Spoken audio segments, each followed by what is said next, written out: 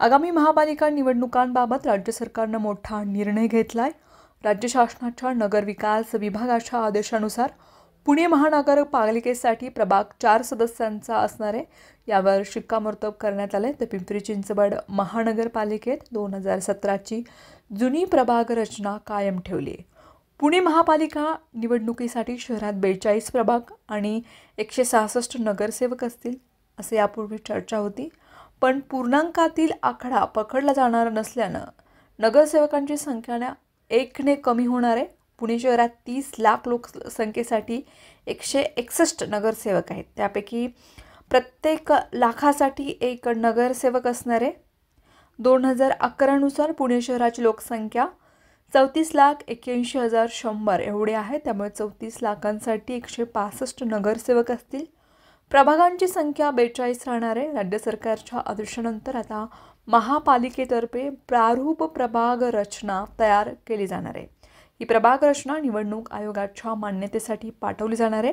या प्रारूप प्रभाग रचनेला मान्यता दिल्यानंतर त्यावरती हरकती व सूचनांवर मागून सुनावणी होणार आहे। सुनावणीनंतर अंतिम प्रभाग रचना राज्य निवडणूक आयोगाकडे मान्यतेसाठी पाठवली जाणार आहे।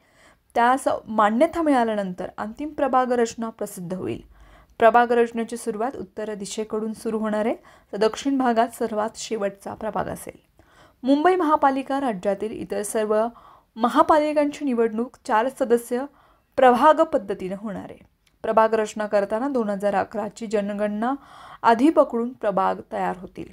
प्रारूप प्रभाग रचना तयार करण्यासाठी आयुक्तांच्या अध्यक्षतेखाली समिती गठीत केली जाणार आहे। स्थानिक स्वराज्य संस्थांच्या क्षेत्राची संपूर्ण माहिती असलेले अधिकारी, प्रभाग रचनेशी संबंधित नेमलेला अधिकारी आणि नगर रचनाकार यांचा समावेश असेल।